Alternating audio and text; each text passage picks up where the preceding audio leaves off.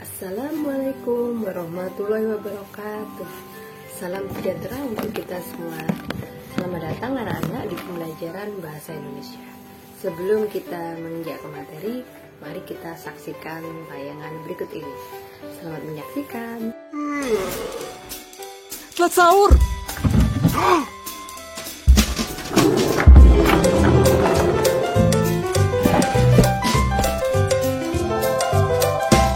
Stok pop mie-nya, sabiin puasanya.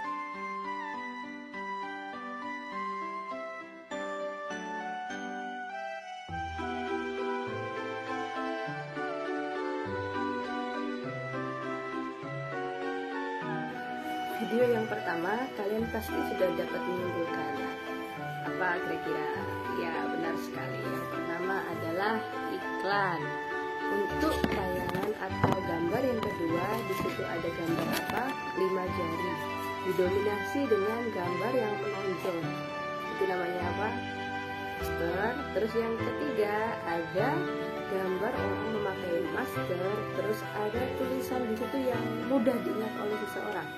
Itu yang namanya slogan. Sebelum kita ke materi selanjutnya untuk membahas lebih jelas mengenai teks iklan, poster, dan slogan, mari kita perhatikan kompetensi dasar yang akan kita pelajari dan tujuan pembelajaran yang akan kita pelajari hari ini. Kompetensi dasar atau hal yang akan kita pelajari ada dua. Yang pertama, di kompetensi dasar 3.3, yaitu mengidentifikasi teks iklan, slogan, dan poster. Kompetensi dasar yang kedua yaitu kompetensi dasar 4.3, yaitu menyimpulkan isi dari teks iklan, slogan, dan poster. Tujuan pelajarannya yang pertama yaitu agar kalian mampu mengidentifikasi dari teks iklan, slogan, dan poster. Tujuan pembelajaran yang kedua yaitu agar kalian bisa menyimpulkan isi dari ketiga teks ini. Tujuan yang ketiga yaitu agar kalian bisa menentukan ciri dari setiap teks iklan, slogan, dan poster. Dan tujuan yang terakhir nomor 4 yaitu agar kalian tahu perbedaan dari ketiga ini, antara lain teks iklan, slogan, dan poster. Definisi atau pengertian iklan adalah suatu bentuk informasi yang diberikan oleh lembaga, perusahaan, atau instansi yang isinya berupa pesan yang menarik yang ditujukan kepada khalayak umum atau masyarakat. Biasanya iklan ini terdapat unsur gerak, suara, dan gambar di dalamnya. Adapun bahasanya dia bersifat persuasif atau mengajak. Ingat-ingat ya.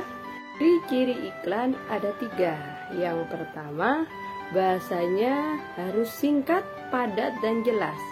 Jelas di sini maksudnya dia tidak bermakna ganda atau ambigu.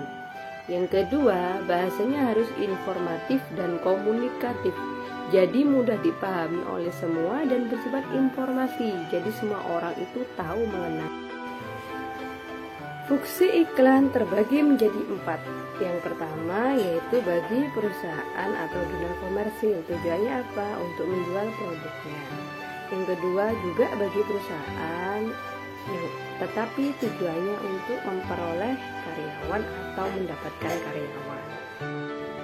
Fungsi yang ketiga yaitu bagi pemerintah, tujuannya untuk memberikan informasi layanan masyarakat kepada masyarakat mengenai program pemerintah.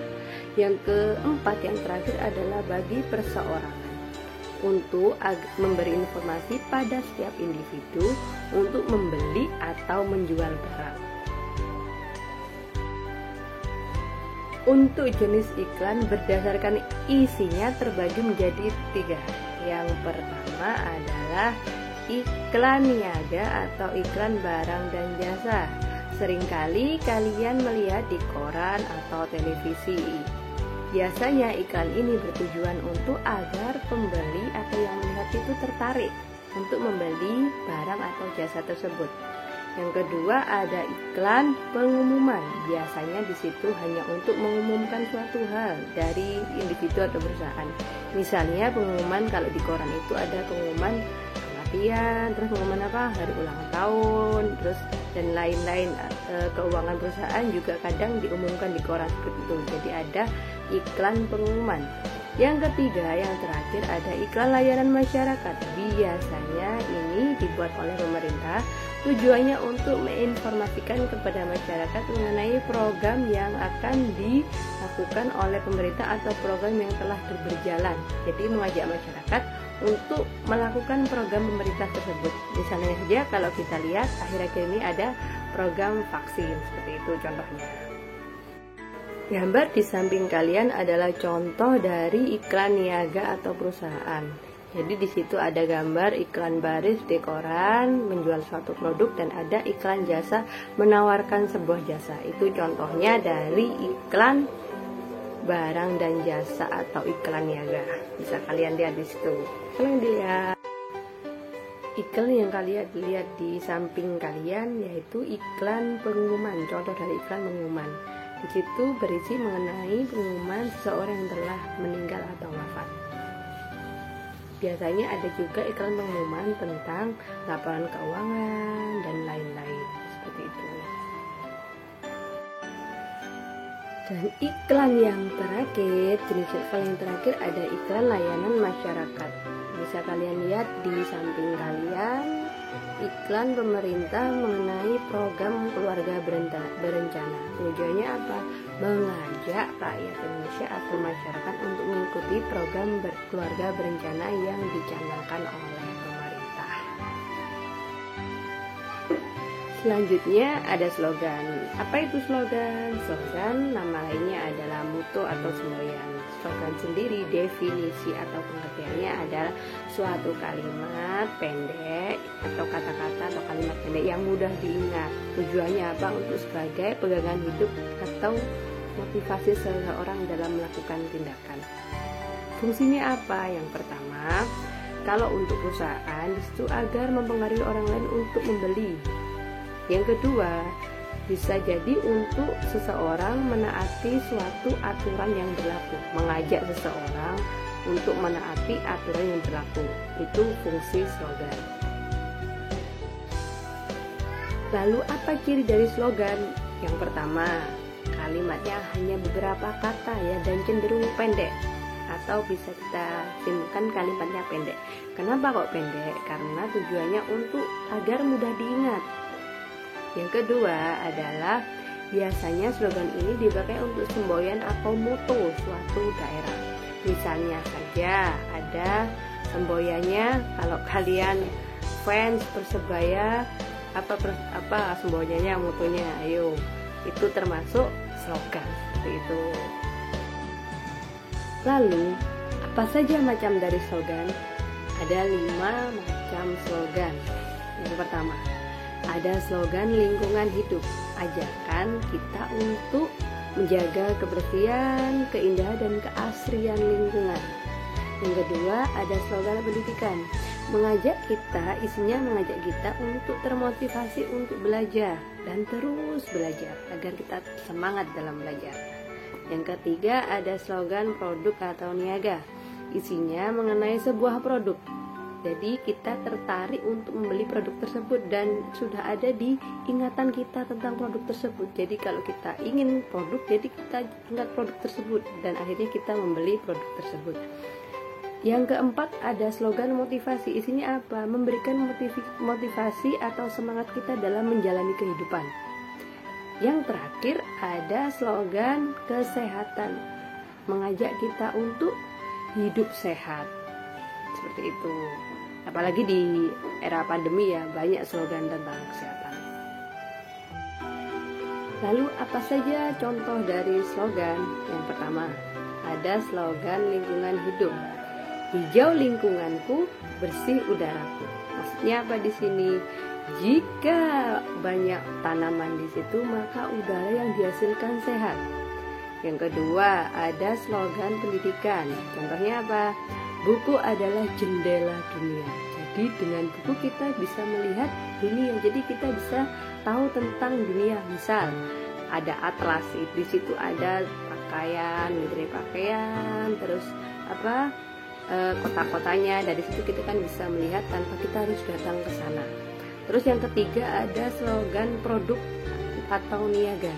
Contohnya mie yang paling terkenal di Indonesia, Indomie Seleraku, itu termasuk slogan produk.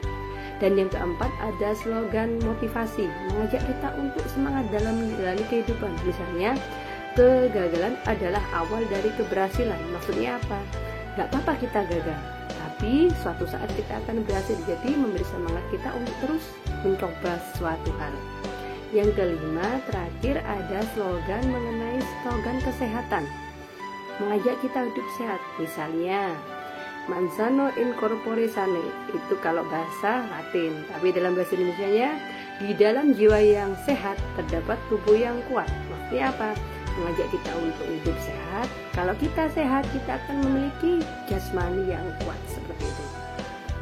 Biasanya slogan ini tidak terpaku pada hanya kata-kata. Biasanya juga ada yang berupa ada gambar tersebut.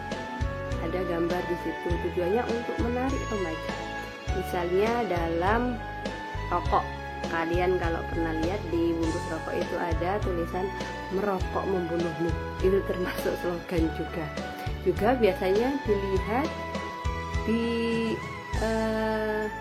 kamar mandi atau di sekolah, di sudut-sudut sekolah, di situ juga ada slogan. Itu termasuk slogan karena mudah diingat oleh kita, seperti itu.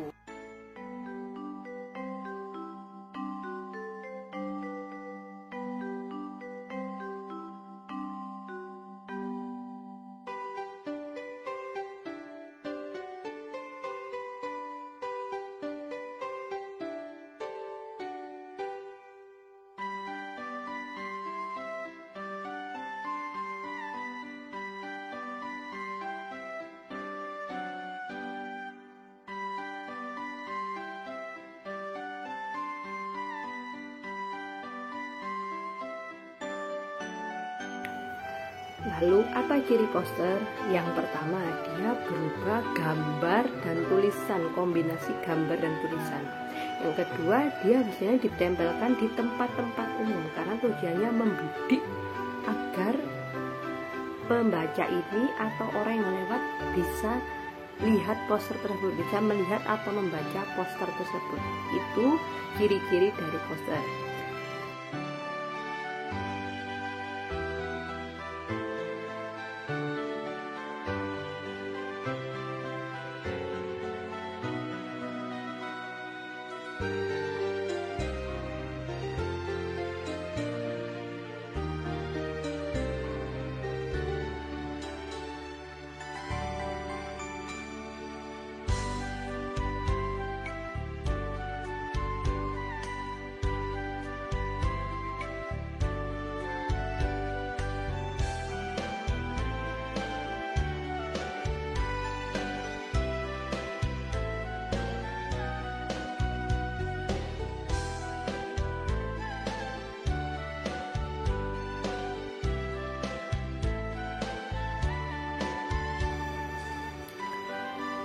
Ada beberapa jenis poster. Yang pertama ada poster niaga yang dibuat oleh suatu perusahaan. Biasanya tujuannya dia mempromosikan produk tersebut.